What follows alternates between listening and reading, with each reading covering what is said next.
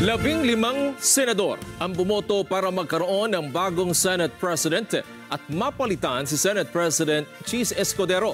Wala namang malinaw na dahilan kung bakit pinalitan si Escudero, pero ilang puntos ang lumutang kabilang ang maanumalyang flood control projects.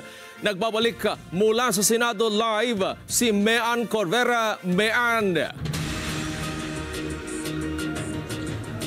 Wedge, wala pang halos 2 buwan sa pwesto ngayong 20th Congress. Tila forthwith na napatalsik sa pwesto si Senate President Francis Escudero. Walang ibinigay na dahilan ang mga senador, pero ang kumilos daw para sa kanyang pagpapatalsik ay mismong mga miyembro ng minority bloc, kabilang na Senador Risa Hontiveros at Senator Ping Lacson. Is hereby approved, there being no other nominees for the position, Senator Vicente Soto, the only nominee for the position of the Senate President, is hereby declared as the newly elected President of the Senate. Napatalsik si Senator Francis Chis Escudero bilang Senate President sa sesyon ngayong hapon. Sa pagsisimula pa lamang ng sesyon, agad na nagmosyon si Senator Juan Miguel Zubiri na bakantihin ang posisyon ni Escudero at nagmosyon na pumalit si Senator Vicente Soto. As Senate President, he always led with fairness and transparency, and he led with an open ear and a decisive hand, ensuring unity and stability in the Senate at all times. Most importantly, he was a traditionalist in the very best sense of the word, consistently upholding the rules and traditions that protected the integrity of the Senate as the nation's last bastion of democracy. With Senator Soto as Senate President, the Senate is in good hands. Maraming salamat po. Sabi ni Zubiri, midweek noong nakaraang linggo na pagpasyahan ng kanyang mga kasamahan na palitan si Escudero. Wala siyang tinukoy na dahilan ng pagpapatalsik kay Escudero, pero sabi niya, sigurado ang integridad ng Senado sa kamay ni Soto. He's kind-hearted, hardworking. Ano siya, yung integridad ng Senado palaging iniisip niya. And magkakaroon ng fresh start for the 20th Congress. I think that's the most important is that sa 2 Kongreso na kasama ko siya bilang Senate President, nakita ko yung kanyang leadership style. It's one of consensus, it's one of consultation. Ibabalik namin yung weekly consultations. Pero ayon sa isang source sa Senado, napatalsik umano si Escudero dahil sa iba't ibang issue tulad ng impeachment case laban kay Vice President Sara Duterte, umano'y corruption issue sa flood control projects ng gobyerno at issue ng charter change. Nauna nang pinabulaanan ni Escudero ang mga aligasyon hinggil sa umano'y ginawa niyang budget insertions sa 2025 national budget na nagkakahalaga ng mahigit 142 billion pesos. Sa kanyang talumpati, sabi ni Escudero, wala siyang sama ng loob sa kanyang mga kapwa-senador. Itong nagdaang taon, I serve at the pleasure, Mr. President, of the majority and understand and respect the decision of the majority of my colleagues. I hold no grudges. I hold no ill feelings. I congratulate Senator Vicente Tito Soto III on his election as Senate President, and I wish you well, Mr. Senate President. Nandito lamang po ako bilang ordinaryong miyembro para pagsilbihan at paglingkuran kayo sa anumang kapasidad na pwede at kaya ko bilang bahagi ng Senado. Dahil napalitan ang Senate President, nagkaroon rin ng regodon sa ibang posisyon sa Senado. Si Senator Ping Lacson ang naitalaga bilang bagong Senate President pro tempore kapalit ni Senator Jinggoy Estrada, habang si Zubiri ang Majority Leader at Head ng Rules Committee. Ayon kay Estrada na dating Senate President pro tempore, nagulat siya sa mga lumabas na impormasyon. Handa naman daw siyang mapabilang sa sino mang magiging minority bloc sa Senado. Well, siguro may join the minority. Siyam yata ka rin di pumirma. Anything can still happen.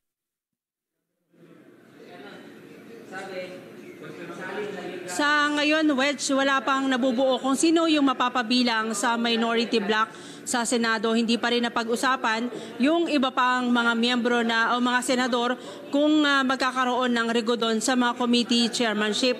Sa ngayon ay nagpupulong o nasa caucus itong mga miyembro ng bagong majority bloc na pinamumunuan nga ni Senate President Vicente Sotto.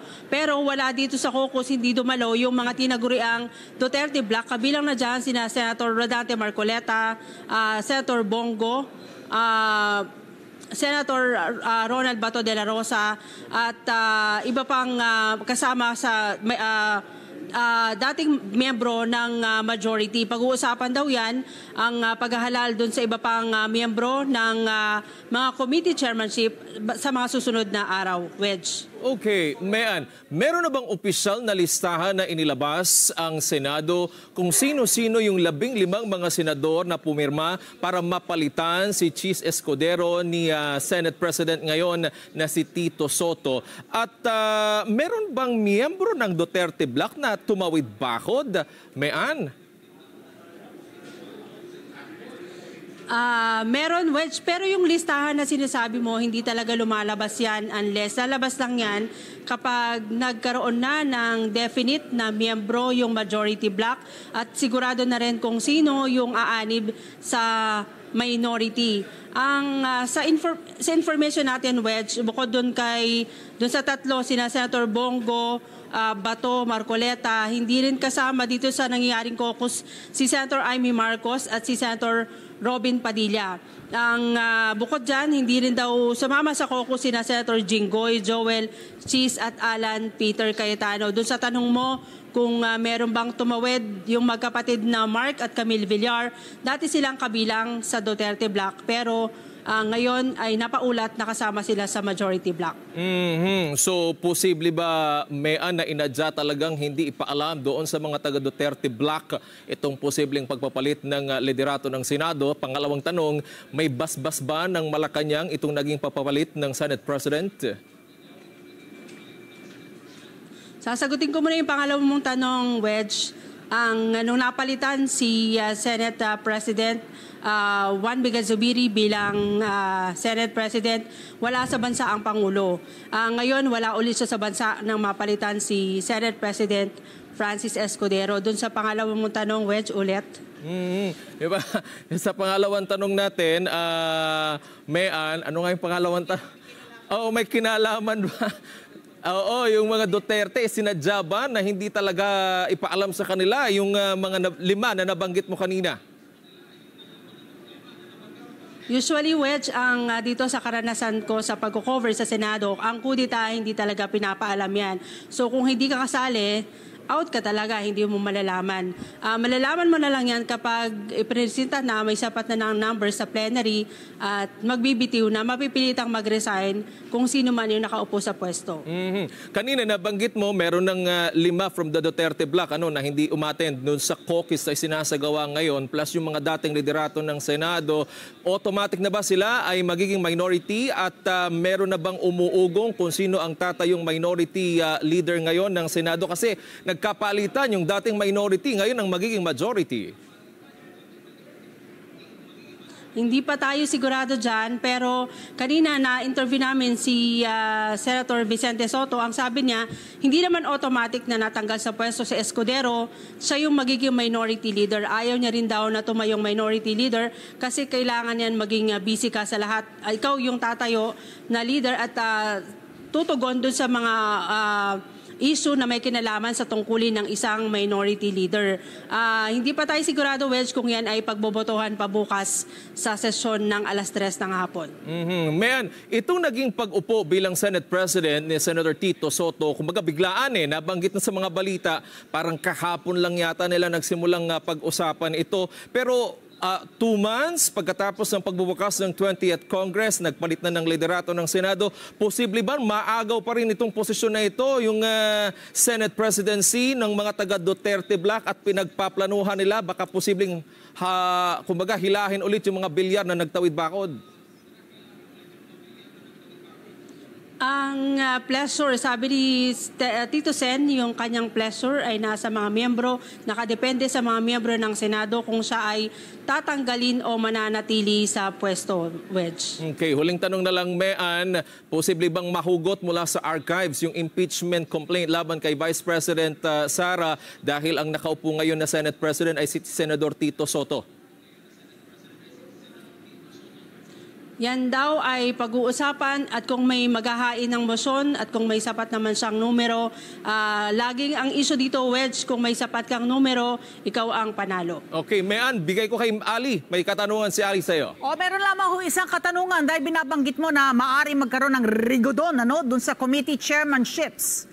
Ang concern ng taong bayan actually is the Blue Ribbon Committee. Kung maaari pang ipagpatuloy itong sinasagawang mga investigasyon ng Blue Ribbon Committee sa pamumuno ni Senator Rodante Marcoleta na alam naman natin binanggit mo ay kasama sa Duterte Bloc.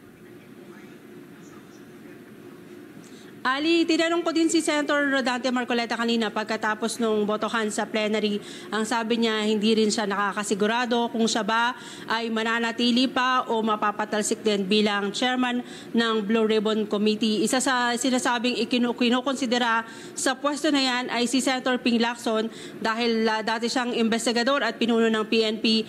Pero isa daw sa sinasabing requirements ay kailangan abogado. Hindi pa tayo tiyak sa magiging desisyon ng majority block ng Senado, Ali. Ang isa pang aabangan, kailan yung parang may part 2 na privilege speech si Senator Ping Lacson? Kailan mangyayari yun? Sa Miyerkules, ilalantad niya yung iba pang detalye sa mga nakalap nilang impormasyon sa lahat ng mga flood control projects o yung mga anomalya sa mga naging proyekto ng gobyerno, Ali. Okay, ibabalik ko na ulit kay Wedge. Wedge? Alright, maraming salamat. Nalunisan ka na naman, Mean Corvera sa Senado.